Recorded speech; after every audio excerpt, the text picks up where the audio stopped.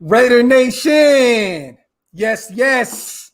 Tonight we are lit. I have my brothers, Murf and Captain Jack. For those who don't know, my boy Captain Jack is a trooper, man. He's actually spending the night in the hospital. And he said, I am not missing this for nothing.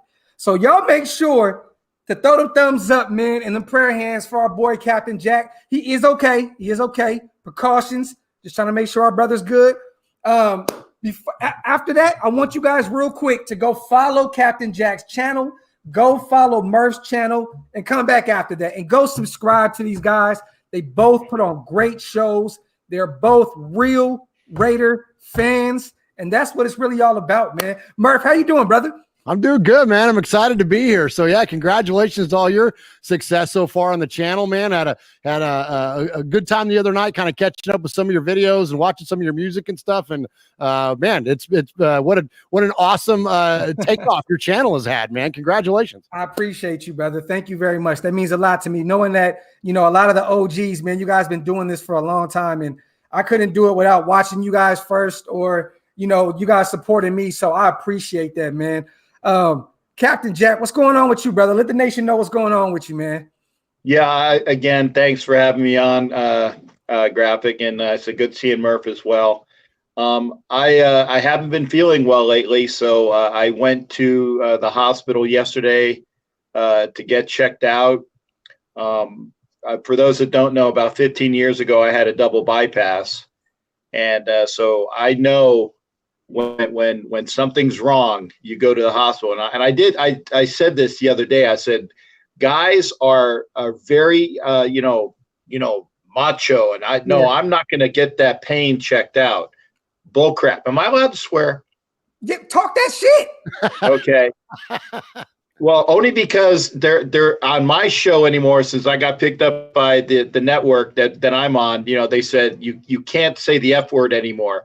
And I said, okay, well, fuck it. I can say it when I can on other people's channels. So whenever you want to cuss, you say, hey, send me the link. I'm gonna send you the invite, and come say as many fucks as you want, man. So, well, hey, I just want to say, you know, for the gentlemen out there, and also for the ladies as well, is like, you know your body, and if you know that you have something that is wrong, or if you think something is wrong. Ladies are, for the most part, they would go and go get checked out. It's the guys that don't do that. Yeah. That's why guys, you know, they have heart issues, they have issues with their prostate and all the other things. Get your fucking prostate checked out. Get your fucking colonoscopies done. All that shit. If you have your fucking problems with your heart like I do, get your shit fucking checked. I'm here because I got that shit right. Hey, I love it. We got a hype captain. Hey, man, just make sure you're okay, man. I don't want that. Yeah. Look, don't let that happen crazy, man. We don't want to start hearing beeps and buzzers going off and nurses running in. I do have my I have my telemetry. There we go. So I do have my stuff on. I have my telemetry right here. So if I bust out, you see a nurse come in here, it's like, dude, you got to chill out. Okay. Yeah, so I'm trying. But again, for those, I have a procedure on Monday. It's a catheterization. No, it's not one of those things that they put on your pecker so you can pee. It's a different catheterization. Okay. It's for those that when you have to get stents and they go up into your heart. The procedure before they give you a stent, and they go up with a little wire. Okay. Yeah. I'm having that on Monday because my last stress test turned out well, and that was only about like 5 months ago. So that's why I'm doing it. So that's why I'm here, and they're gonna find out what the fuck is wrong with my ticker. There you go. What nation? Raise our brother up, man. Put them prayer signs in there. Say some prayers for my guy, man. But we already know you tough. All of us Raider guys, we tough as bricks. So I know you're gonna be home probably tomorrow, Monday at the latest, and we're gonna be all right with it, man. So shout out to you, brother. Shout out to you, brother. Murf, let me ask you real quick, my guy, because we haven't talked. What do you think so far about this offseason, man? What do you grade our offseason thus far, including the draft? And we're gonna break down the draft as well, because I haven't got a chance to see what you guys think of it. But what do you grade this offseason, man? And what are your biggest highs and your lows of the offseason thus far as well? Well, I'm in the bag for the Raiders, man. I'm the worst, most apologetic, like sucker Raider fan. So I give them an A every offseason. I think we're going to go 17-0 and win the Super Bowl every single year. I'm terrible at this kind of stuff because here's what I do think is that I can see the vision, right? And first off, let me thank the chat room. Everybody in the man making comments, saying hello and all that. Hello back at you and what's up and go Raiders. Yes, sir. But and also too, Captain Jack, thank you for being here and everything. I hadn't said hello to you yet, so good to share space with you here. I got to be on with my boys, man. Absolutely. Jack and I met at the Politikoff Foundation dinner a couple of years ago down in Dublin. There, that was a great time. Anyway, so back to the offseason though. So I'm just a huge fan of it because I could see the vision. And I think that like when it comes to good leadership, you have to be able to craft your vision and then you have to be able to share it. And I think that whether it's executed well or not, or whether we get the results that we're all hoping for, Gruden and Mayock have a vision, and we can clearly see what that is. We can see what Gruden's West Coast offense looks like. We can see where they're going with the defense. We can see the players that they're acquiring to fit into the Gus Bradley 4-3. Like you kind of see everything coming together. Yes. I'd like to think that it would work because we've seen it work in other, variations in the past with these guys. So I would think that it would work. So in terms of like what they've done to build the squad, I'm a really big fan of particularly what they've done to address the pass rush. Yes. That, in the NFL, and so many folks know this already, but it's like, you have to have a franchise quarterback. You either have a quarterback or you don't. Yes. As a quarterback, you got to have defenders that can get after the other team's quarterback. Yes. That's like step 2. Then step 3 is you got to have a left tackle to protect the other team's defenders from getting at quarterback and on down the line. Yeah. So we missed this key component. We have this stud in Max Crosby. We haven't had anybody to compliment him. We haven't had anybody to get a good push up the middle. One of the things that, like, especially veteran quarterbacks can't stand, they don't like that push up the middle. They don't like big guys getting in their face. Yes. You know what I mean? You watch Tom Brady, Drew Brees. Don't fucking swear.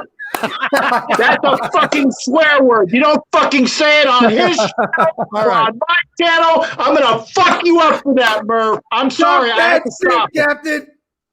All right. I'm sorry. I apologize. I'll use fat ass Ben Roethlisberger instead. Whoever it is, they don't like getting a big push up the middle and in their face. And so I think that with the additions, not only to the edge, but then the interior, we're going to get a nice push. We're going to get, like Gruden said us all offseason, we got to get after Patrick Mahomes. Like, they are building a team to beat the Chiefs, man. And that's where we're at. So that's kind of it in a nutshell, man. I feel like I could sit here and talk forever, but I want to hog up all the airspace. But I'm loving what the Raiders have done in the offseason. I think the folks that reacted adversely to any of the draft stuff, like, slow down. Like, it takes years for these things to play out.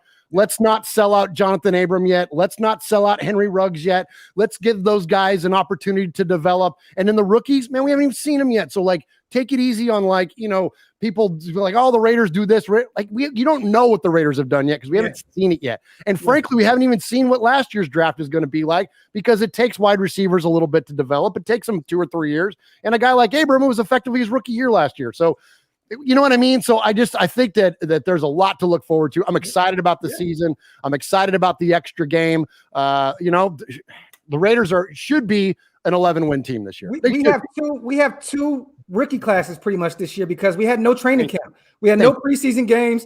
We have a bunch of guys that's really going to really see what the NFL is this season. So I'm very excited, man. I think we caught a lot of flack for last year's class because, let's be honest, look, Damon Arnett was injured when he came into the drafting process. Brian Edwards he broke his foot right before the combine.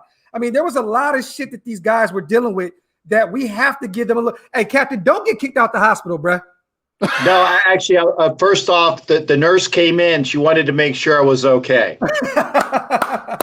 And I said, no, this is normal. Okay, this is. But so she wanted to make sure I was okay. So I said, no, this is me. But I wanted to make a quick comment. I know about Edwards. I'm an SEC guy. I'm a Gator, and so I know I've seen Edwards at his finest. That the fact that he was injured, that's why he dropped to the 4th round. So that was a steal for the Raiders, right? or the 3rd round. Yeah. Okay. Yeah. We got Edwards. We got the kid that was out of UK that eventually went to Miami. Bowden Jr. We got 3. It was like three draft picks in that round, or Tanner Muse I as know well. we got 2 back to back with those 2 guys. Yeah. And Edwards is a fantastic player, and the only reason why we were able to pick him up was because of that injury. So again, yeah, we got all of those things, to us. Ruggs that will take the top off of a defense. Edwards to me is, and don't quote me saying that Captain Jack said. No, Captain Jack says he reminds me of a Terrell Owens. Yes. He's a big-bodied receiver that will go up and high point a ball and just physically dominate a defense. Yes, I think that too. That selection of Bryan Edwards going into that draft, we were all thinking like, okay, we need somebody that can kind of. My opinion has always been, Derek Carr misses Michael Crabtree way more than he missed Amari Cooper. Yes. And I think that he likes those big-bodied guys, like Jack just said, those guys that can high point the football, the guys that can contest a 50-50 ball. When you look at 2016, when Derek was throwing all those touchdown passes, who were they going to? They were going to Andre Holmes. They were going to Michael Crabtree. They were going to Jared Cook. They were going to big-bodied guys that aren't afraid to go up and challenge a guy and bully a guy away from the football. Yeah. And so at the beginning of that draft, I was like, well, I know Ruggs is nice and all that, but like, where's the big guy? And then there you go, you get Bryan Edwards, and that's exactly what he is. And I think when Bryan Edwards is healthy, when you combine him and a guy like Darren Waller in the red zone with, Kenyon Drake, who can bust your face open running, short yardage, like all of a sudden, like you see when I'm like, the plan starts to come together. And it's like, whoa, holy shit. Like we could be really good. By the way, I like to curse too on this show because I don't curse on my show either. Yeah, I want to talk that shit because I can't curse on my show either. So this is great. Then you guys always have a home to come over here and just say fuck everything. So trust me, it's okay, man. It's okay. I've got a few strikes erased from my record already on YouTube, so we're good. We're still at 0. We're standing at 0 right now. But yes, Bryan Edwards was a number 1 round talent. To be honest, I wouldn't have been shocked if he didn't get injured, if we would have grabbed him instead of Ruggs and maybe grabbed somebody later on. He has that kind of talent. We'd seen it last year, man, when he went up. Who was the guy he went up and grabbed the ball over? Was it Lattimore, Marcus Lattimore from New Orleans? In week 2, right? Oh, yeah. No. Oh, my God, man. Like this guy. I remember that one late in the season, too. Wasn't it against the Chargers or something? Against the Chargers as well. When he got his touchdown late in the year was against the Broncos. I remember that one as well. Yes. Yeah. But yeah, he's a beast, and we've just seen the beginnings of him. Like I said, you put Ruggs on one side, you put Edwards on the other side. You got third and Renfro because that's obviously what he is, third and Renfro. And then everybody was bitching when we lost Aguilar, and I had I'm going to name drop a little bit. When I had Lincoln Kennedy on my show a couple of weeks ago. Okay, and we were talking about that. I just had to name drop. Hey, it's okay, Jack. Frank Sinatra always told me not to name drop, so you're good. Exactly. When Lincoln was on the show, he actually he said that Aguilar was a godsend, but the reason why he had that great season last year was everybody was looking at the other guys. They were looking at Waller. They were looking at Ruggs. They kept their attention to those other guys, which is why Aguilar had a breakout year. Yes. He got all those yards and he got paid. And he also kind of pissed off the locker room with what he said. So when we lost Aguilar, everybody was pissed off like, oh, we lost the second coming of Crabtree. Well, okay. He was a great receiver last year, but the fact that we got Brown, who is a great speedster who can run routes, okay, in his stead. We also picked up Willie Snead, who I've seen when he was for the years with the Saints, and he was well for the Ravens as well. So you got to figure out all of these receivers that we have. We have a glutton of great people on this roster, and for the first time in how many? And Murf will attest to this. For the first time in how long, we actually have a roster that when we start picking our final 53 or whatever it is for that. And we drop people, they're gonna find jobs with other teams. Yes. It used to be that the Raiders would pick like maybe 38, and then we'd wait for all of the cast-offs from other teams. Yep. And we'd get the rest of our 53 from the cast-offs. Now it's the other way around. Yeah. We gonna have a solid 53, and whoever we cast off are gonna find jobs with other people. Technically, John Brown is actually an upgrade statistically over Aguilar. Yes. And Willie Snead, look, man, I went to the home opener. Well, not the home opener, our opener against New Orleans in 2016. Willie Snead absolutely killed us. Like this guy was a monster, man. So he is someone also that can him and Renfro together. Man, this is going to be a nice little duo. Don't get me wrong, Willie Snead's not going to get a lot of play. He's not going to get a lot of burn because Waller's going to be that guy. And we still may go reach out for another guy. I know some people don't want to, let's be honest. I get it, Captain. All I'm saying is Brian Edwards has been injured since high school. He's like injuries have lingered. Can he be a number one in this league? I totally think he can. But if you continue to deal with these injuries, man, we have to have a real natural number one receiver. I get Waller's our number one guy, but if you double up on him, I mean, we do have a lot of extra number two. I think Ruggs can become that guy as well this year, though. Ruggs is going to be a monster. He has great hands. I think last year he just was used without that training camp, man. He was used to college football. This guy couldn't even get 2 feet in the he was catching so many balls with 1 foot in and 1 foot out. It was killing me. It was like he was still at Alabama. You know what I mean? So I think Ruggs is going to benefit from training camp more than anybody this offseason, man. I think that Ruggs is going to have a great year. I'm expecting he's going to take that next step and have Nelson Aguilar numbers this year. I'm not saying a 1,200 or some crazy shit, 800 to 900 or in that range. And I think that Brian Edwards, if healthy, he can even surpass that. You know what I'm saying? But who is your favorite rookie that we got in the draft, Murf? I mean, it's hard not to say Trayvon Merrick, right? I mean, that's the cheat code. That's the cheat code. Exactly. I mean, and the vision comes together. What a perfect compliment to Jonathan Abram. When you got, I get a little frustrated at times with some of the criticism online that you read, mostly Twitter, which is whatever. Yes. Twitter's Twitter.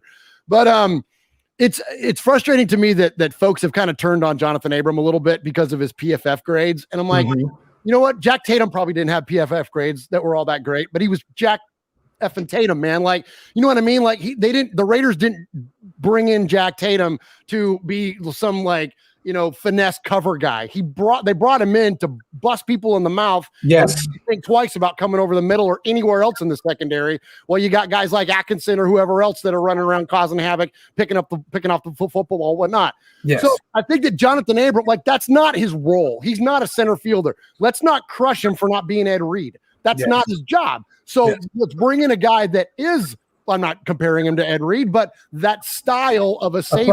Yes. Now we got guys that can complement each other. Now Abram can play up closer to the line of scrimmage where he's more comfortable. Yeah. And when you see him, his recognition skills are on point. He fires the line of scrimmage. He's insane watching Jonathan Abram accelerate when he recognizes. Well, now he's not going to get torched because he knows he's got somebody that he can have behind him. And I think that's where Merrick is going to absolutely shine. I really, really am just excited about that one. I'm just a sucker for safeties anyways, because I think just the way my football brain works, I'm always the center of the field. I want a good quarterback. I want a good center. I want a good interior pass rush. I want a good middle linebacker. I want a good safety. I want right up the middle of the field. And so we haven't had a good safety duo since forever. I mean, does Tyvon Branch and Michael Huff get a nod? No. You're reaching. You're reaching with Tyvon. Maybe I'm talking we got to go to Eddie Anderson, right? Oh my God. Yeah. Right? I mean, seriously. Dan McElroy and his cohort. Absolutely. Yeah. Well, but not counting Woodson. Of course, Woodson was a brilliant free safety when he came back out of retirement. But in terms of but that was more a modification of his career and whatnot. But as far as true safeties and true duos, it's been a really long time. So I'm fired up for this one, man. I talked about that last night. I was live with Spotlight and Ray the Tate wasn't there tonight. Last night. We've been doing so much work lately, man. We've been grinding. Wi-Fi Willie. He came on the show last night as well. He's a new Raider guy. You guys check him out as well. He knows his shit, breaks down tape really great.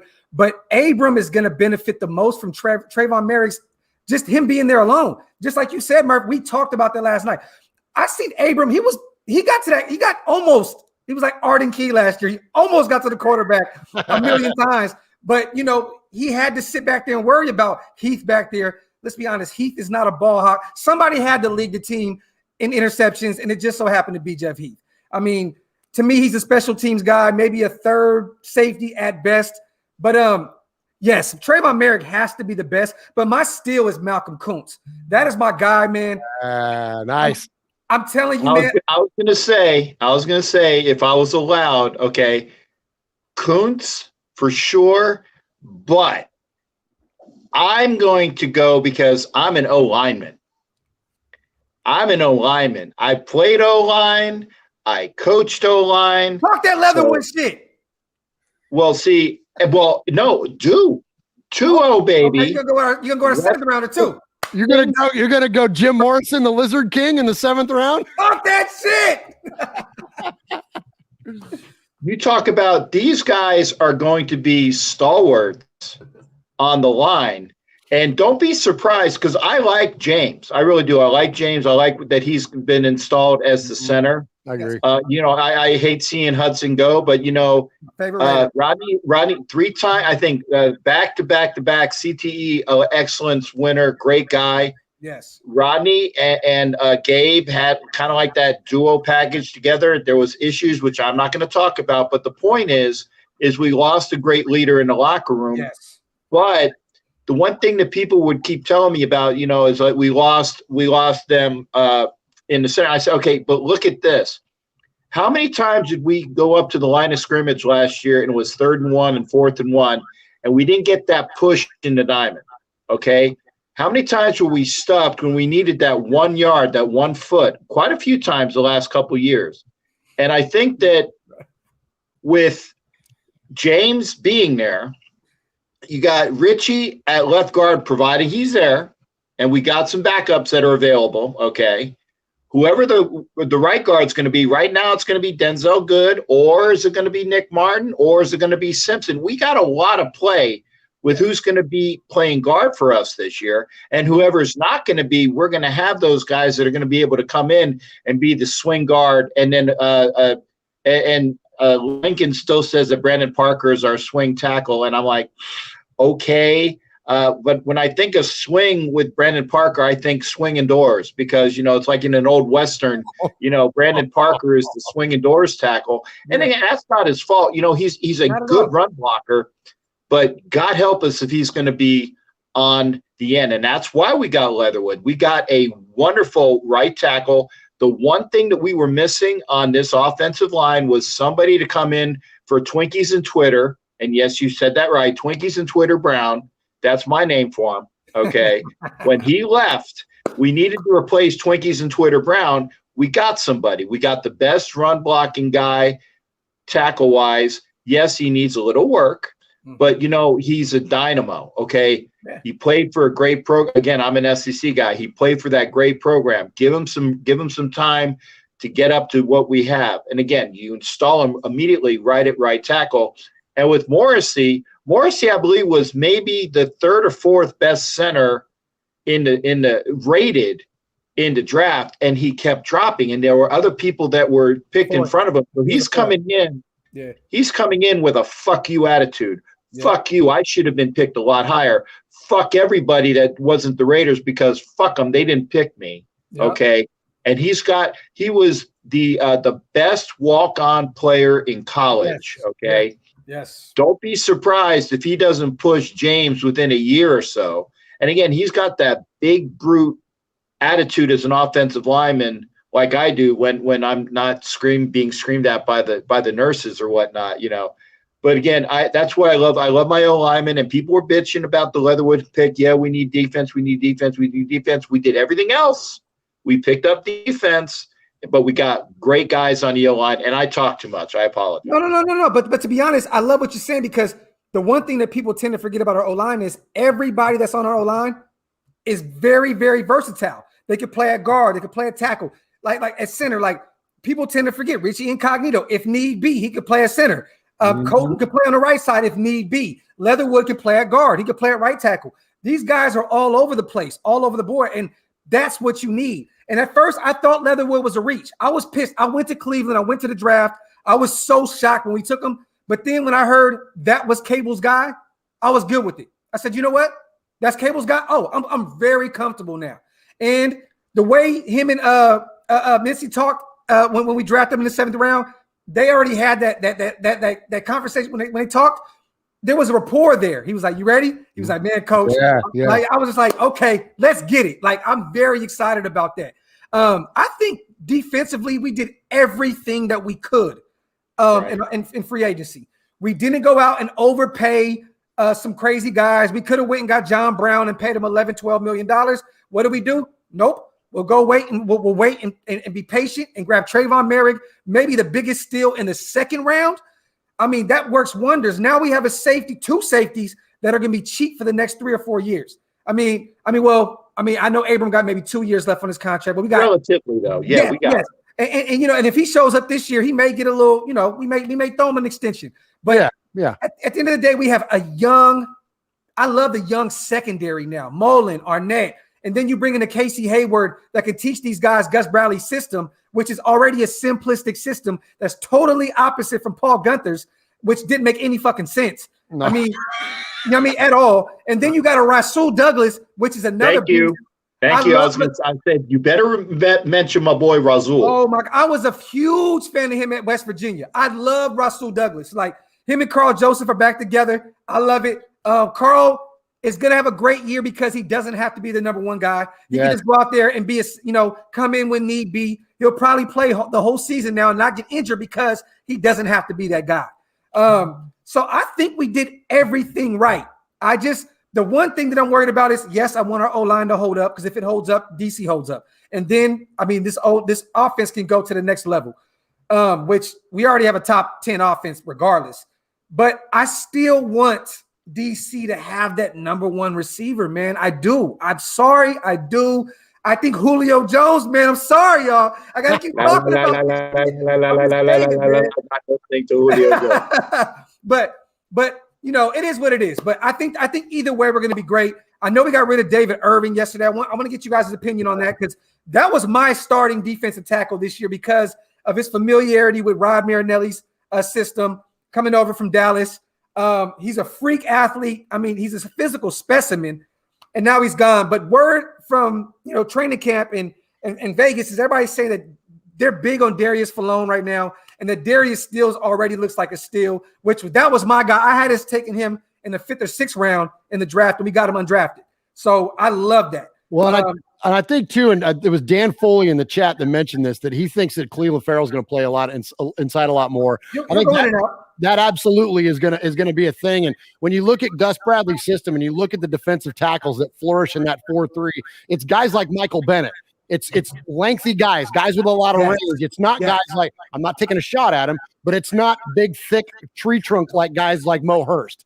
Those aren't the kind of players that fit in there. Guys like Clelin Ferrell are a lot more, like, you look at body type, Clelin Ferrell and Michael Bennett are pretty darn close. And damn close. You know what I mean? And so I think that's an important thing to reckon. And so, there you go. That, I think that with that, it just creates a little bit of a crowded room, as we were talking about earlier, that for the first time in a long time, that the Raiders have the luxury of some talent. Like it used to be, I used to say this all the time, the Raiders would run out of talent. People would be like, what does that mean? Like, they just ran out of players. Like, you just run out of talent. And so I feel like this year will be the first time in a hot minute where, again, other than maybe the 2016 run, which we all loved, but where it doesn't feel like we're going to run out of talent. It feels like we're building depth.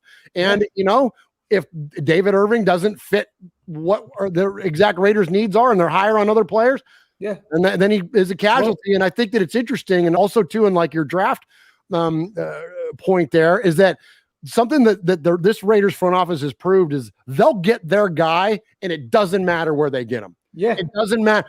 Yes, they'll try to move around, and yes, they'll try to create equity and value in their draft and all that. They're not being sloppy with it, but at the same time, if it's your pick and your guys on the board, they're just going to take them. They don't care what, Kuiper or Jeremiah or anybody else. They don't care what those pundits and the media people think. Yeah. They know what they want and they know who they're going to get, and they grab him when he's available. Yep. Captain, what do you think about this? The only reason I was kind of upset last night about the whole David Irving thing, right, was he can play defensive end and defensive tackle. So I feel like we lost a defensive end and a defensive tackle. Yes, Klee can do both. But then I started thinking about him like, you know what? Vickers can play both as well.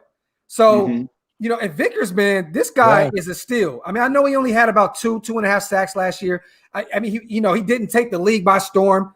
But he came in late, though. Yeah, I mean, he was a late season addition. I mean, I only remember him for maybe half the season because he wasn't on the roster, right, Murf? I don't think we picked him up until like midway through the season and at the end.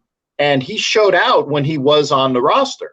Yeah. So, again, and he's a guy that can play both positions. And I don't know why David Irving is gone. The only people that know why David Irving is gone is sitting inside the training camp and in the headquarters. Yeah. Let's not have conjecture. Let's not cast aspersions. Let's just say that for one reason or another, he's not on the team. And, God bless him, and may he do well, except if he plays us. Okay? That's just the way it is. May he do well. On Vickers, this is what got us this stupid year last year. They signed him in January, but then he was out on COVID. He was out on COVID. Yes, that's what it was. That's why he didn't come back until later in the season. Yeah. Okay. Thanks, Murf. Like I said, I didn't recall him being there for the majority of the season. So thanks for kind of saying I was right without saying I was wrong. You were absolutely right, but it's this last year is so funky, man. It's like. It's thrown all of our base of what we typically refer to, what the rhythm that we're used to in the NFL just got completely thrown on its head last year, So, well, hey, he still almost had more sacks than damn near our whole defensive line. So, at the end of the day, man, and shout out to Vickers, man. That guy just deadlifted over 1,000 pounds. 1,000 pounds. This guy. They had to tape the other weights on the top of they ran out of bar. They had to tape the shit on top. It was crazy. That shit is crazy, man. Let me ask you real quick first, Murf.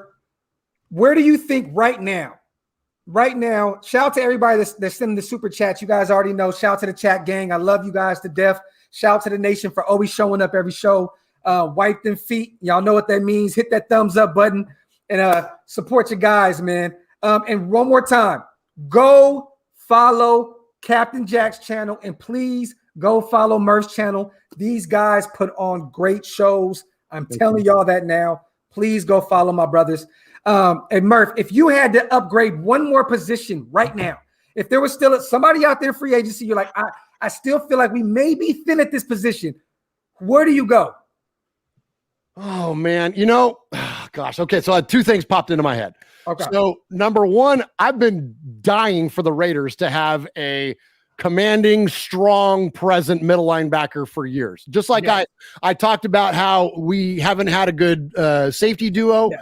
We haven't had a good linebacking core since Kirk Morrison, Thomas Howard, and Robert Thomas. It's been a long time since we've had that lurking, Kirk Morrison used to pick off passes. What a concept.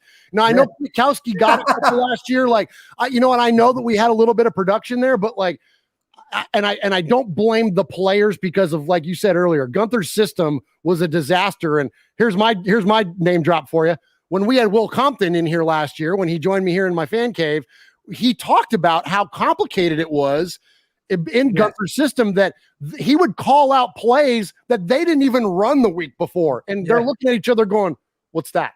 You know what I mean? And so that's the positions that our defense was getting put in. So I don't think it was guys like Littleton when we as fans watch him and it looks like we're like, oh my gosh, look at how out of position he is. Well, I don't know if that was his fault. I think a lot of that could have been around the defensive structure. So that said, with Quit and Littleton still being a little bit of an unknown, I would love to see us have that guy, that dog in the middle of the defense. It's been so freaking long. And so I would love to see that. But then I don't know who I would pick. I don't know if there's that guy that's out there. You know what I mean? That's not already on another team and solidly and whatever. So as far as somebody that's out there that I would love to see, that's kind of on my offseason wish list, but I don't think it's going to happen now because of Hayward. But I was thinking Sherman. And for Sherman to come in and do like what you said, like teach the Gus Bradley defense, but not play corner. I was thinking Sherman could come in and be a safety. Charles Woodson effect. Like what we've seen so many other great corners convert over to safety later in their careers and have, great levels of success. I think that would be an excellent fit for Sherm. We know he's already committed, verbally at least, to John Gruden on that one radio show they were doing. For sure. And Sherman, he represents himself. He doesn't have an agent. So him telling John Gruden, hey, give me a call. Yeah, that sounds like a good idea. That's kind of like all you need to know. Yeah. But with the signing of Hayward, I'm not sure. And now what do we got? Like $5 million under the cap still. Yeah. So I don't know. I don't know if that's still in play or not. If it is, I still think he would be a great influence. I think that, I'm a big fan of players that can represent kind of the team at a deeper level, and Sherman being a West Coast guy, being an LA guy, like I love that whole idea of like him kind of, he came up in the Bay Area with Stanford. Of course, I know them, the stupid Niners across the street, but like, I just like that idea. And I think that he could bring a really Raider mentality to that secondary. Like he's always just one of those guys. It's like, oh, he's a Raider. You know what I mean? He's always been a Raider. So he grew up in Compton. I mean, went to school in the Bay Area. Most people that grew up in the LA area are Raider fans. Let's just be honest. Yes. I mean, it was, to me, I was screaming for Richard Sherman until we went and got Casey Hayward. At that point, I was like, I don't know if we go out and get two veteran corners. And then we went and got Rasul Douglas, which I know he's only 25, but technically he's older than all our other, corners that pretty much we have. You know what I'm saying? He's the old bandit. All these other guys. So I'm like, I don't know if that's I think the most realistic option right now, to be real, is going to be Melvin Ingram because his familiarity with the system. But I think we already have two Leos. We have Malcolm Kuntz and we have Yannick. So it's like, what do we do with that situation? Yeah. And I actually, I will say this, that there was a guy who's, what do they call it, a transporter, the guy that takes you out in your wheelchair to your place to go. Yeah. Great guy. He actually does a podcast. I said, oh, cool. So I got his information. He's got mine. And we were talking about this today. He's a Ravens fan. Yeah, he takes Bill for it. But, we were talking about the beginning, the first game, and just talking a bunch of different sports. So I'm gonna check it. Unfortunately, I can't name drop him because I don't remember his name, but he is up in my thing. So, but we were talking about, the Raiders D, and he's like, well, the Raiders, they still need a little bit more of this, that, and the other thing. And we came upon Lamar Houston, who is still out there in free agency as a linebacker. Okay. And I was saying because I said, I said blast from the past. Yeah, that's a good ball, Captain Jack. And I can't take credit for it because we were talking. I said we need one more person, and I said, well, we both kind of said the same thing and said, well, we know Houston and Ingram are still out there, and we kind of went back and forth on that. But this is all you need to know about the possibility of Ingram. Bradley was his position coach for the last couple years in San Angeles. That's how you don't say the Garglers, San Angeles, kind of like from what the movie with Wesley Snipes and whatever. Yes, sir. Yeah, there you go. But he's not signed yet. Melvin Ingram is a great asset if he's not broke. And unfortunately, and again, I hate saying this, unfortunately, I think he's more broke than not. And they don't want to spend a bunch of capital assets on somebody that, whatever the amount of millions is, on somebody that's going to be a part-time player. We did that last year with Twinkies and fucking Twitter Brown, right? Yeah. Okay. I'd love to have Melvin Ingram that would be an asset up to his full capabilities, okay? Yeah. But if you're spending some coin, get somebody that's going to be an asset to your team. Whereas Lamar Houston, who is really pissed and disgruntled when the Chiefs let him go, went over to Indy, was a cap casualty in both. He was a cap casualty in Kansas City. He was a cap casualty for the Colts, and he's still out there. He's not. Are you talking about Justin Houston or Lamar Houston? Oh, okay. I'm sorry. Fuck you, Murf. Okay.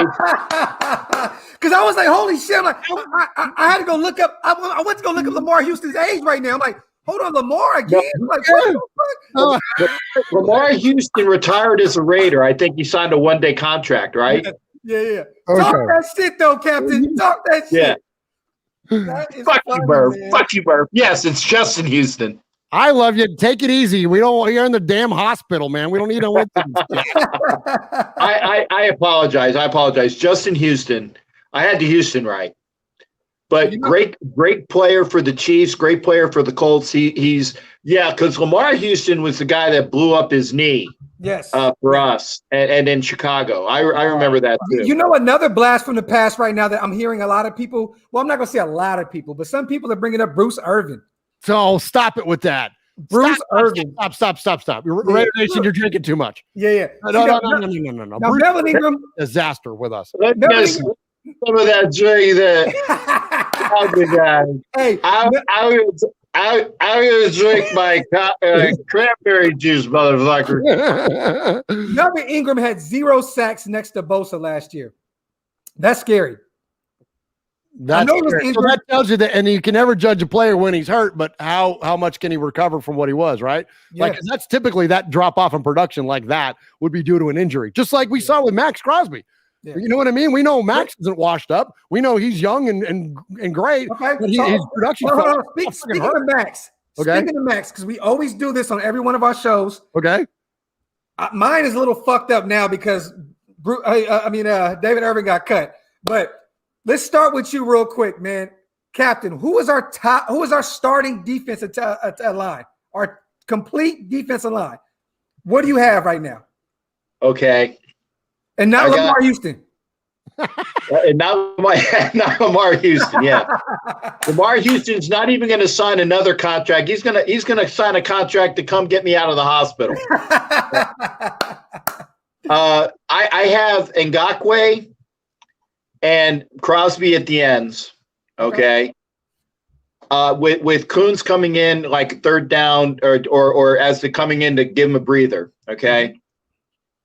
I want to say Cleve Farrell and Hankins and maybe Vickers are going to be like a triumvirate in the middle as well. I might be. Oh no, I'm sorry, Pilon, Hankins, and Cleve in the middle, with Vickers spotting them all. Solomon Thomas. That's what.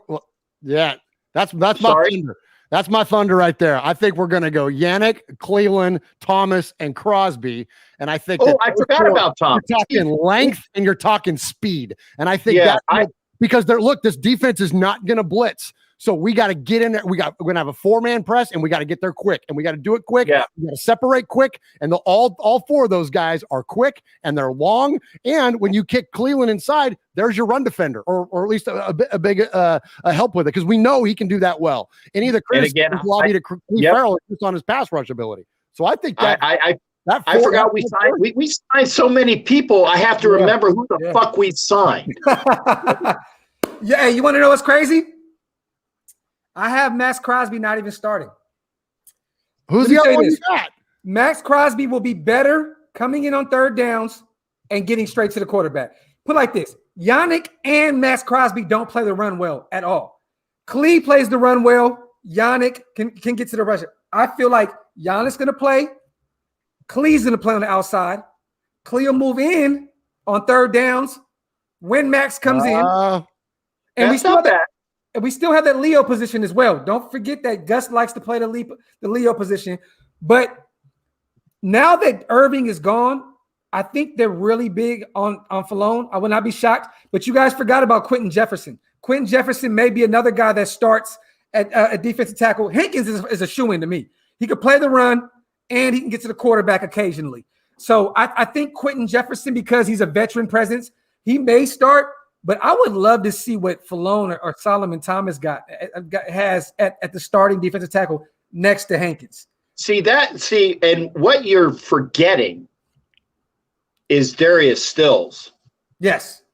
you're forgetting Darius Stills. And okay, well, let's see. The reason why I say that is how many defensive linemen have you named?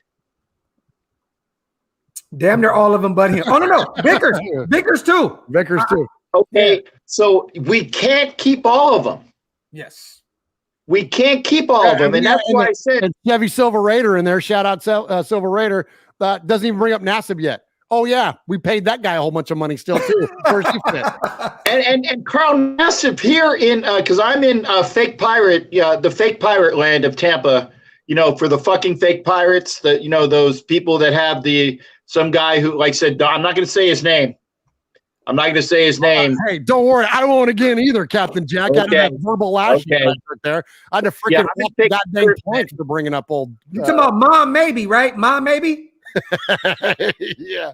Yeah, Mom Maybe. Yeah. Mom's Mabry? Mom Maybe. Yeah, whatever the fuck. Yeah. Mom's Mabry. No. There you go. But Carl Nassib, when he was here, was a fucking dynamo. Yeah. With the dynamo. So if you got all of these people, because I think that if you put everybody together, that's about 11 guys, right? He was also in a 3-4 defense in Tampa. He was standing up. He didn't have his hand. He didn't have his hand on the ground. And wasn't he same in Cleveland too? Isn't that kind of what they did? Yeah, similar to Cleveland. Exactly. I just remember that Hard Knocks that they did the Browns. I'm pretty sure that was him doing it there too. Yeah. So are you going to have some of these guys playing like the Leo or the outside backer position in like a tweener thing? Because we have so many guys. Yeah. And you were talking about a stalwart middle linebacker. Okay. Remember, and I don't know where he's going to play, but remember, you haven't mentioned Tanner Muse. Mm-hmm. You haven't mentioned Diablo, who's going to be coming in. That's the safety / linebacker tweener, right? Mm-hmm. Those are guys you have to factor in as well. Yes. So that's why I said there is so much. It literally is. Well, I do have a headache, so that's another reason why I have a headache. But when you factor in the fact that we have all of these guys that we have to figure out where they're going to fit on the roster, it is a headache to try to figure out. We got so much potential and so many good guys that we can put in here.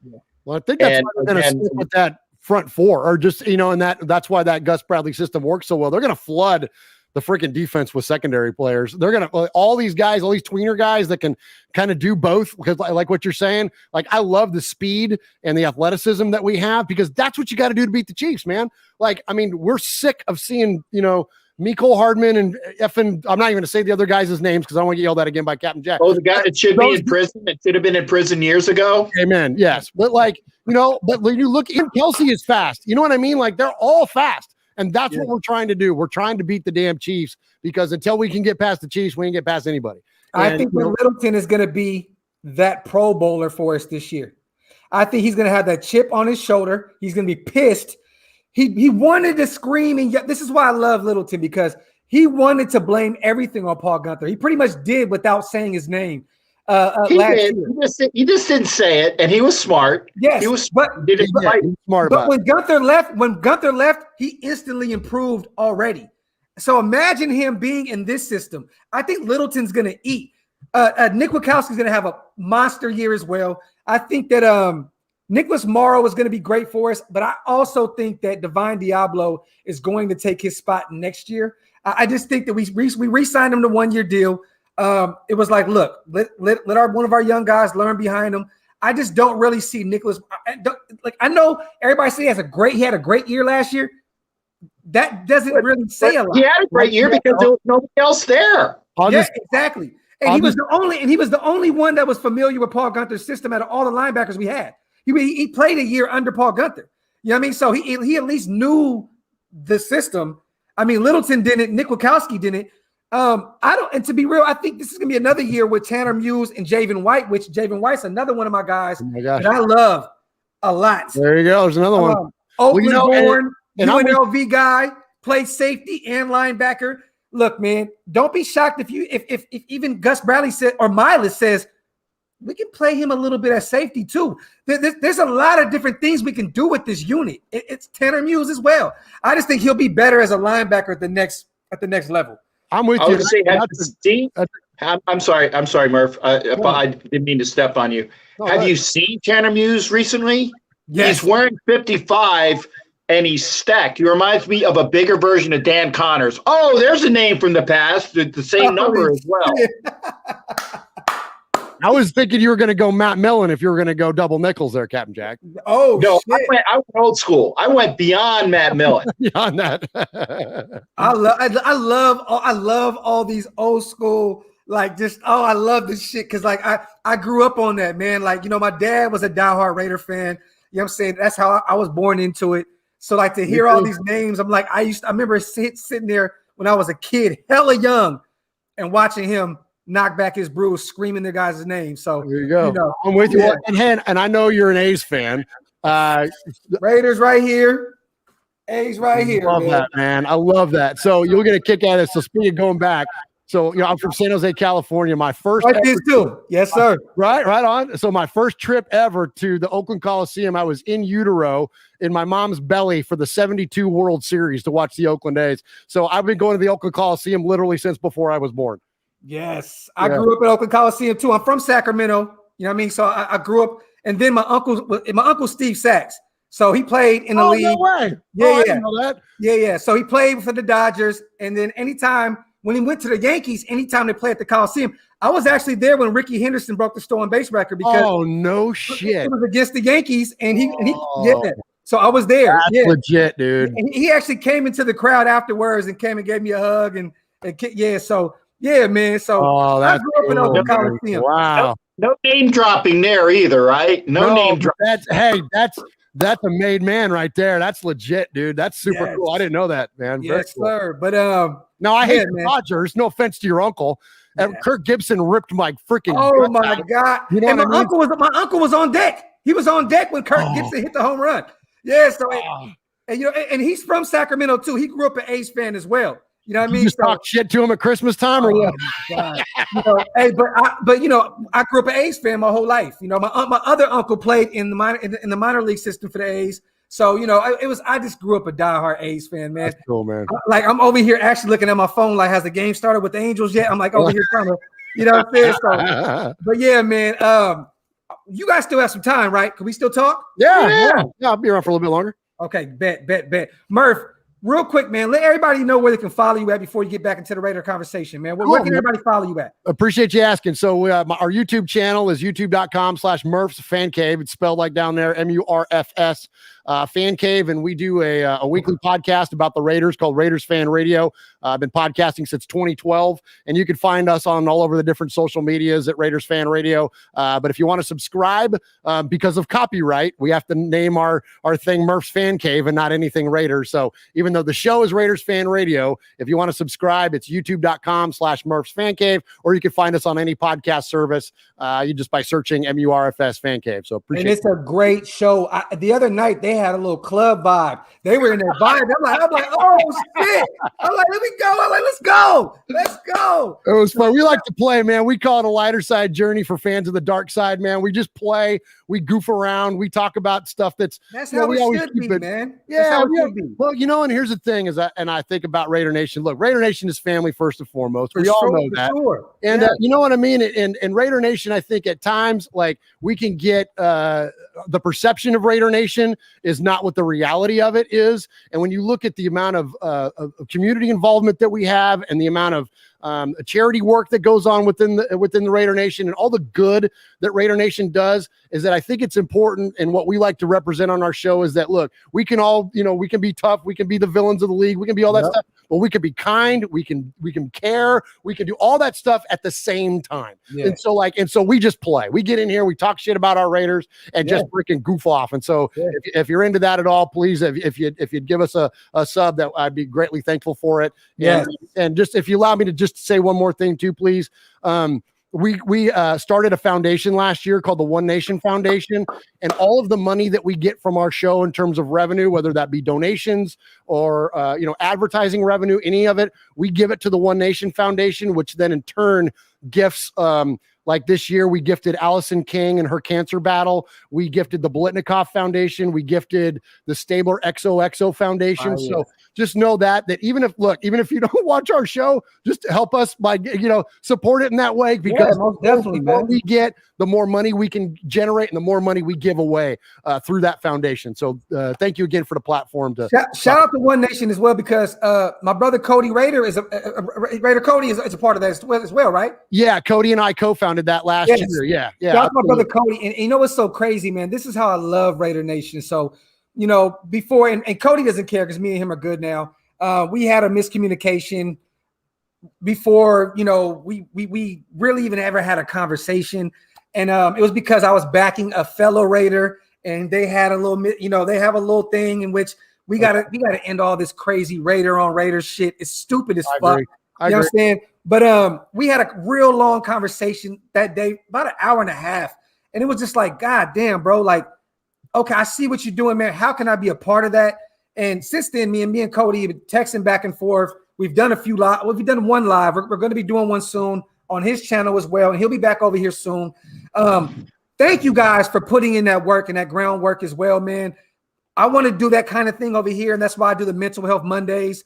I want to props you for that too. That I saw that you released that. What an amazing idea to do. And that right there, that's exactly what I'm talking about. You're reaching out, we're connecting with our community, man. That's amazing. And that's what it's all about, man. And let's talk behind the scenes, Murf. I want to be able to help with that. Whatever I can do, I would love to be a part of that, brother. Thank you. Absolutely. Absolutely. Thank you. Captain, man, where can everybody find you at, brother? And we're not leaving yet. I just want my guys. I was saying, motherfucker, I'm here. Okay. Let's go. I mean, I can turn my camera around and point at a bed that's supposed to be with me in it, but I'm not, because I'm here. Okay. No, and trust me, again, I appreciate the opportunity to be with you both. Murf and I, Murf, we gotta do something more often as well. Both of you guys. Yes, sir. We gotta do something more often as well. For sure. I'm busy, and now that I'm actually going back to work, with what I do for a living, which I work for. I work for the government. I'll just say that. Okay. So now that I'm back to doing that more often, that shit sounds scary as fuck, man. I don't know what it was, but he's like, I gotta feel like a secret. Hey, y'all are looking at Uncle Sam right now. I can tell you, but I'd have to kill you. It's all good, but talk this shit, brother. Talk your shit. But now that I'm actually working, so before, when it was like COVID 20 and 21, I was teleworking, so I was able to do a lot more with my channels and whatnot as well. So I've actually got to, focus on the people that actually pay me fucking money so I can do this shit. So, I'm Jewish, by the way. I don't have tats. Okay.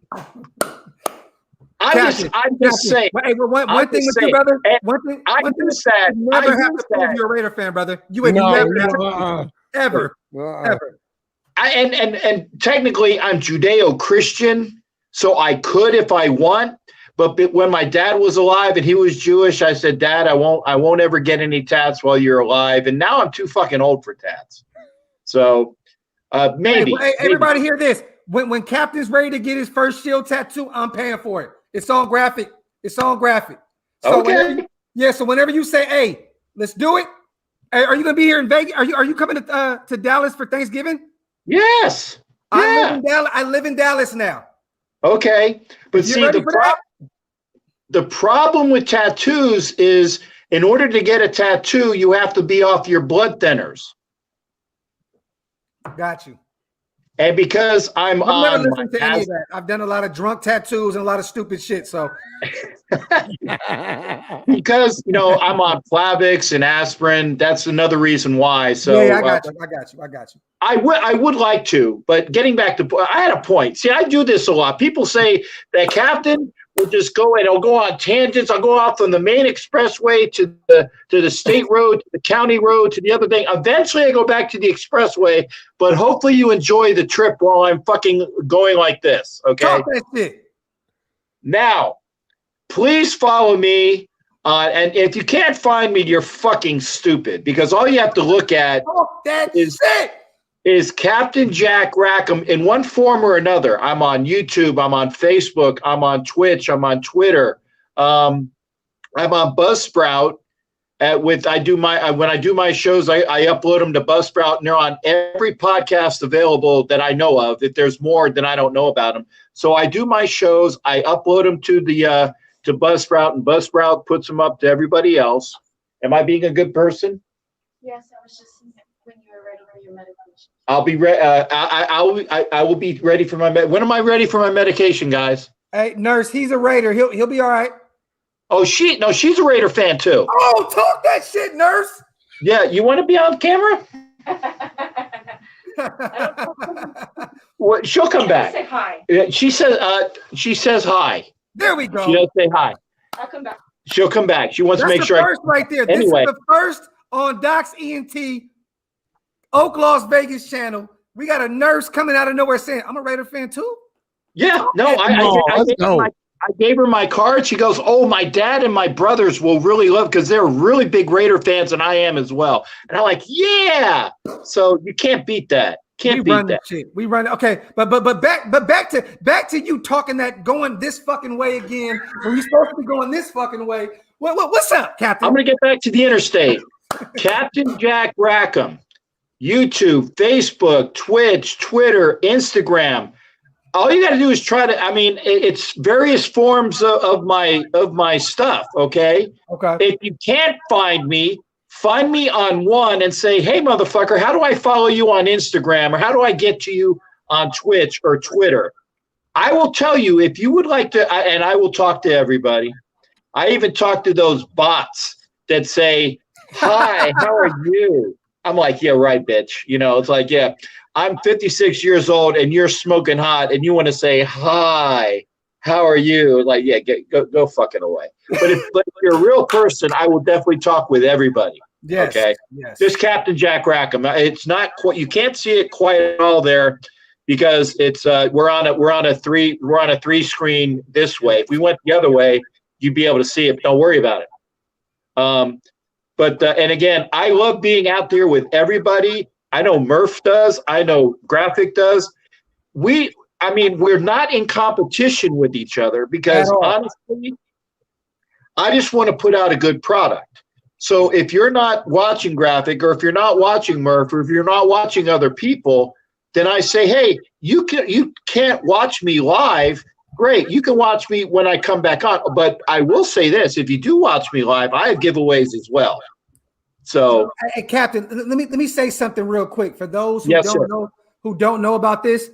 I came into this instantly wanting everybody to collab. I don't look at any of you guys as competitors. The last I checked, the Chargers, the Broncos, the Chiefs, every other team we're supposed to go against, right? I don't go against my own kind. So when people say, "Oh, Graphk, you bringing the Avengers together," you do. I thought this is what we're supposed to do. Like, when I have shows with Sanjeet, shout out to my brother Sanjeet, my brother Raider Honcho, which I love to see him grow, because he's becoming one of the biggest Raider channels on YouTube. My brother Andy, Raiders Football Talk, Icy Nate, Mitchell Renz, like, that's my brother. Like, I love all these guys. Murf, Captain. I mean, look, man, the list goes on. Raid the tape. This is not, I don't talk. Why am I being in competition with my own brothers? I get it. We all get a little dough off of YouTube and we do our thing. And sometimes we all talk on the same shit. So, so it goes in the bubblegum machine, hoping I get that Raider helmet that I was looking for since 1972, when you can actually put a nickel in a bubblegum machine and get the plastic helmet. So that's where it's going. and I remember them days, you know what I'm saying? But all I know is, man, I grew up in Oakland Coliseum, where we all had each other's back. And to be honest, that's why I call this the Black Hole Raiders YouTube, because I feel like, why are we not all together? I mean, like, we don't have to be together every day.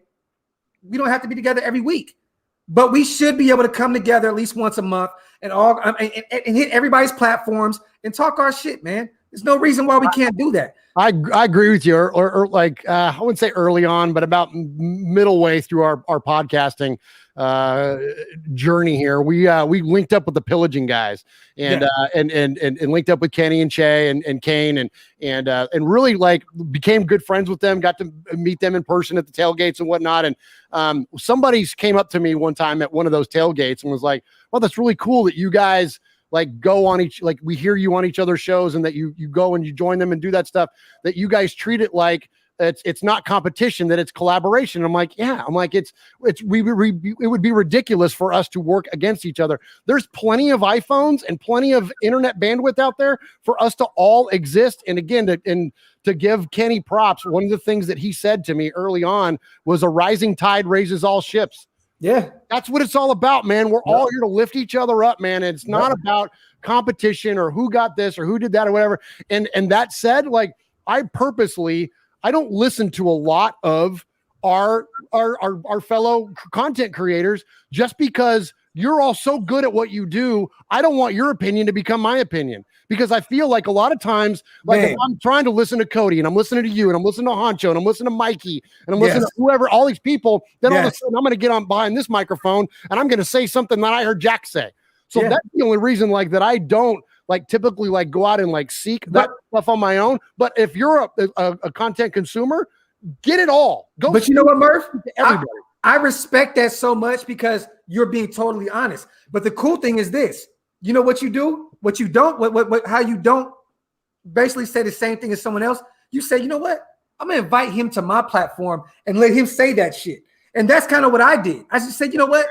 I watch everybody's thing. I said, you know what? I reached out to you, Murf. I reached out to my brother Captain's always on here, always supporting. But I reached out like, come on, man, come on the show. Everybody that I brought on, I've reached out myself. I said, come on, man, come talk. And let's just talk. Like, I don't look at this as my platform. I look at that as our platform. Hey, man. You know what I'm saying?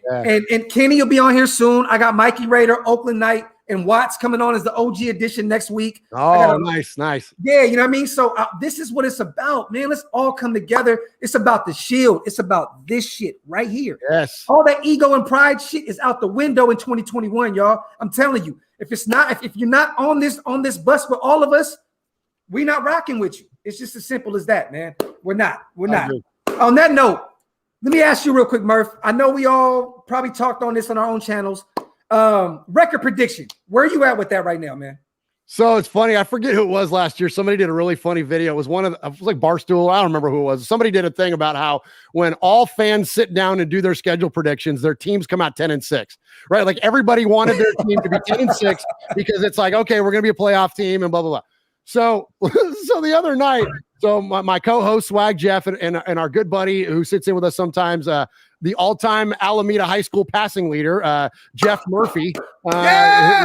Jeff went on to play at Laney College in Oakland and then went to play at MTSU, which is in Tennessee with the Blue Raiders. But anyway, so he owns a local deli here, not far from us, and he'll sit in and grew up obviously a Raider fan his whole life. And so he'll sit in with us. Anyway, so the three of us sat down and we went through the schedule just as like a goof. And again, I'm going to say the Raiders are going to be 17-0, but sure as shit, we had the Raiders at 11-7. We had us 10-6 going, 11-6. We had us 10-6 going into the last week of the season. And I'm like, God dang it. Like we really are guilty. Everyone thinks their team every year is going to be 10-6. And now, because there's an extra game, I think we're going to be 11-6. Here's what I'll say this though, too. And I want to hear your thoughts on this. Yes, sir. Because this was a big topic on the heels of that. And both of you, Chap and Jack too. But, one of the things that we talked about that kicked off our schedule conversation, the Raiders in Vegas, the betting lines at Vegas,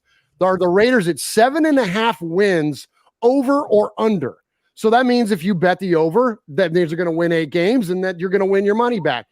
That seems like an awful low number, doesn't it? Like 8 wins is a losing season. Like that's what Vegas has us at, and Vegas doesn't lose very often. I'm like, somebody go out to Vegas and put a bet on there for me. I swear I'll send them money. I'm going to be there in July, and that's the first thing I'm doing when I'll be out there June 10th to June 15th to go do my new song and video for my next Raider anthem. Awesome. So I got you guys. So if you guys are there, if you guys want me to, I got you guys. It's all good. June? Cool. June 10th to June 15th. I will be there. Damn, I'm going to be there a month later, man. Shit. Well, look. I'll be there in July as well. So let's link up. All right, perfect. Let's do it. Right on. Let's do it. Hey, Thor, real quick. Shout out to Raiders Story for Life. I got to bring you guys on next. Shout out to my brother Thor. These guys are born and bred in Northern California, Oakland. I got to bring my guys on, man. They have a great YouTube channel. We got to get y'all on the channel next door. Text me, brother. Shout out to my brother Rick Glenn. Thank you for the donation, King. Funny how the OG show is on Saturday nights when all the OGs are home and not at the clubs. Or in a hospital. Yeah. Hey, Captain said I'm at the hospital. Yeah. Shout out to you, Rick. And Rick, I got your email as well, brother. I would love to bring you on a Mental Health Monday show. Send me another email, brother, and let's link up, man. Matter of fact, I got your number. I'm gonna send you a text. And also shout out to SinCal805. Thank you for becoming a member of the channel. That means a lot to me, man. For those who have not yet, the link is up top.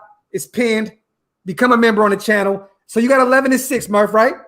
Yeah, I got us at 11-6, and that should be a playoff spot, right? Because I think that, look, if we don't make the playoffs, it's an utter failure on the Raiders, current management team. Like it's a failure on this. That's enough runway for you, John Gruden, to have put us in a playoff position. I don't want to hear any, I don't think any of us want to hear any excuses about defense or blah, blah, blah. But here's the sad thing is that if we go 10 wins, if we go 10-7 and miss the playoffs narrowly, that last wild card spot, what's the narrative going to be? Well, we were better than we were last year. I don't want to hear that shit no more. I don't want to hear. I'm with you. I don't want to hear that. But that's what they're going to do, and and it's just another excuse to leave John Gruden there. And look, and I'm not like saying like, oh, if he doesn't make the playoffs, he needs to be fired. But maybe I am because 4 years. Like who else in the freaking NFL gets a 4-year? All that 5-11. Look, not making the playoffs. Murf, I've been saying this, and Captain, I've been saying this. 5-11 to 7-9 to 8-8, great. Or whatever. Miami just went from one of the worst teams in the league to almost a playoff team. The Niners went from one of the worst teams in the league to the Super Bowl. I don't want to hear that shit no more. I don't want to hear about, technically we got better. No. Vegas wants winners. That's what you go to Vegas for, to win. That's why you hear, and I love DC. I'm a DC guy, trust me. But this is why you hear these Aaron Rodgers, Deshaun Watson. Yes. They want to sell tickets. They want people. Vegas is a money city. That's why you hear this shit. So absolutely. I want to win now. I want to win right now. And you know what? And look, I don't know if you guys went to the game. I didn't, but the boos that rained down on the Raiders when we failed to beat the Jacksonville Jaguars. Oh my God. I was there. Okay, now Raiders. Now watch what happens when you open up that big, beautiful stadium we've all been dying to go to, and how and suffering. Everybody's gone through this miserable last year with COVID. We finally get the world open back up. We're gonna go see live football again. We all march into Allegiant Stadium, and you shit the bed against the Dolphins. Watch what's going to happen. It's going to be a freaking mess. I know that Vegas is all polished and fancy compared to what Oakland was, but still, we're still Raider fans. Yep. We're still bringing that same energy, and it's going to be a shit show if they don't freaking get it together this year, man. And these second half fall offs and all that stuff that we fell victim to the last couple of years, man, those have got to go away, man. It's because otherwise, what do? You've got now that would potentially be, more of an aging type quarterback. Like, you know what I'm saying? Like, now what do? You get Derrick's in the last year of his deal. Like, so is that a new coach, new quarterback? Like, here we go again. Like, it's just like, if we don't do it this year, oh my gosh, man, it's like, we're going to start it all over again, Yeah, man. So we got, man. All right. So I got 11-6 as well, brother. I've been saying that since day one. I got us losing a few divisional games. I actually this year got us losing twice to the Chiefs. I know people don't want to hear that. Yeah. I do. I got twice. Sorry, y'all. Twice. I think these East Coast games are going to be tough. I got us losing to Denver once because that defense is tough. And then I got the Redskins game is going to be tough because that defense is nice. That's going to be a game where we have to look at like, oh, shit. I got us beating Baltimore. I think that I don't see Lamar Jackson beating us, especially at home in the bright lights. I think that our defense is way more better. And Gus Bradley has that cheat code. If those who have not seen it, go on YouTube and type in Gus Bradley versus Ravens offense. He has a cheat code. I got us beat in Pittsburgh. Indianapolis is a game that's kind of up in the air. That's just like a Raider game we lose. Yes. Those are the kind of games that you're like, what the hell happened there? Like what? Or like Dallas on Thanksgiving. Like we'll lose that game and be like, what the hell? How do we lose to the freaking Cowboys? Oh, sacrilege. I'm going out to that fucking game. We better not lose it. Well, look what happened the last 2 times we played Dallas on Thanksgiving. We got our ass kicked. You know what I mean? Tell them what you got right now. What you got for this season? Well, I like the 11-6.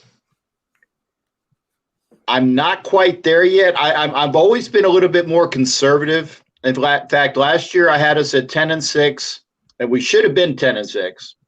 In fact, Homer and I and Asylum did a show, and we were all at 10-6, and we should have been at 10-6. So it's like the woulda, coulda, shouldas.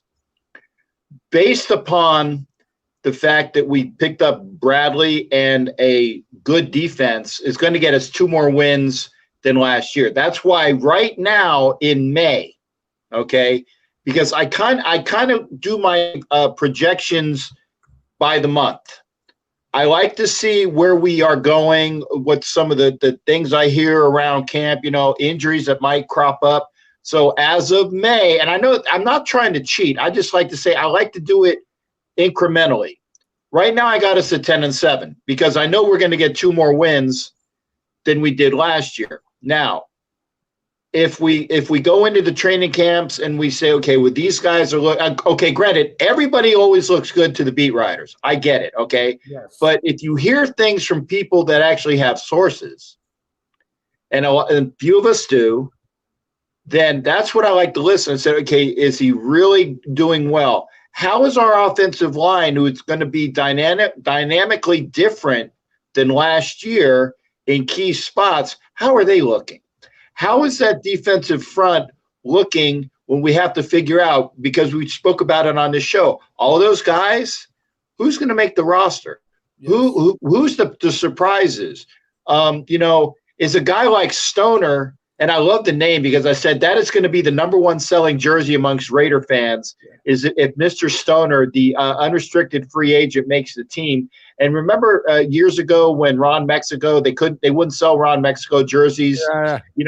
They're going to say, well, we can't give you a Stoner jersey because that's drug paraphernalia type shit. No, motherfucker, he's on the team.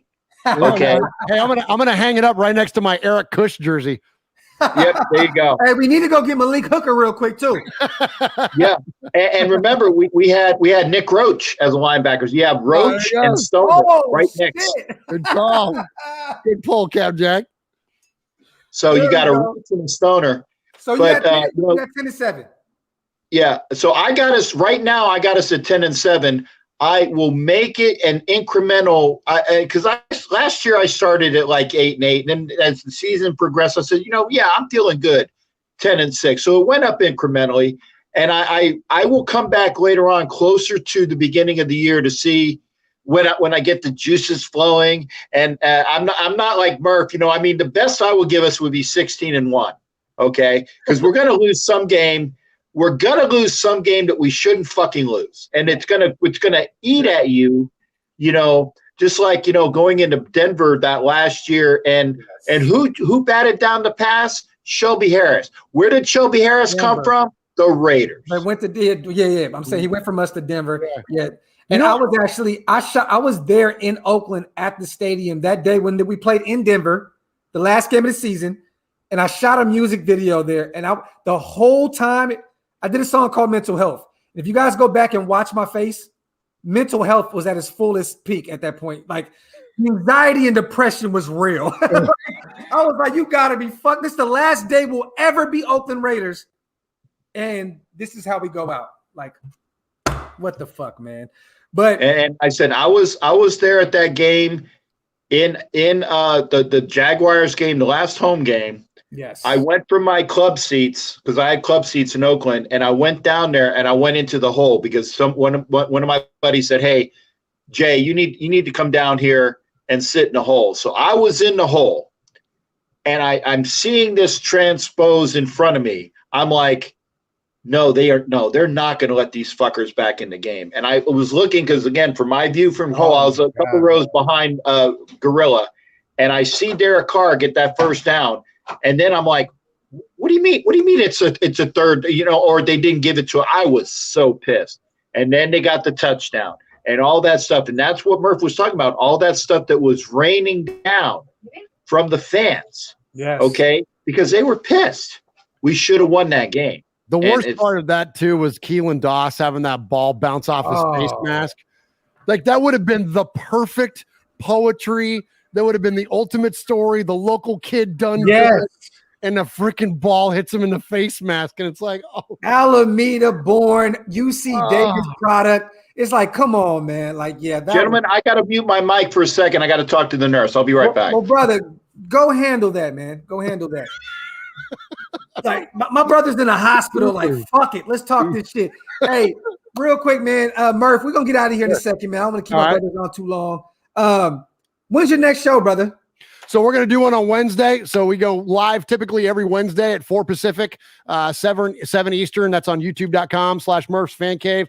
And we're giving away, hey, here's something I forgot to mention earlier. We're giving away this Josh Jacobs jersey with this inaugural patch to the next 300 subscribers. So, and all you got to do is go on there and sub to the channel. I'll find you, and we're going to pick somebody randomly. And so, but yeah, so appreciate you asking. Appreciate all the support, man. Again, I know this, we're getting ready to get out of here. Congratulations on all your success. Appreciate all your kind words tonight. Keep up that hard work, man. And let's definitely make it a partnership going forward. We'll stay in touch on the One Nation Foundation, and anytime, man, whether that's a get together at a game or this summer or just doing some work together, man, on some content, I'm all about it. And thank you again. And I think you sent me your number. I know I got your email in my inbox on Twitter. If I don't have your number, if you can, send it over, brother. Yeah, I'll shoot it too.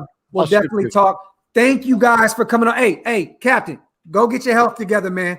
I love you, I'm getting my blood drawn right now. You guys can come in next. You crazy. I'm about to get out of here as well. I'm gonna go watch this. I do the movie now with my wife. But thank you, Captain. I love you, brother. Thank you, Murf. I love you, brother. And I hope to see you guys soon. We're gonna connect and do something again soon, man. For sure. We'll do it. Yes, sir. Hey, appreciate you guys, man. I'm gonna say it. You watch Graphk already. If you're not watching Murf, shame on you, and fuck you if you ain't watching me too. Talk that shit. Let's go, Cap Jack.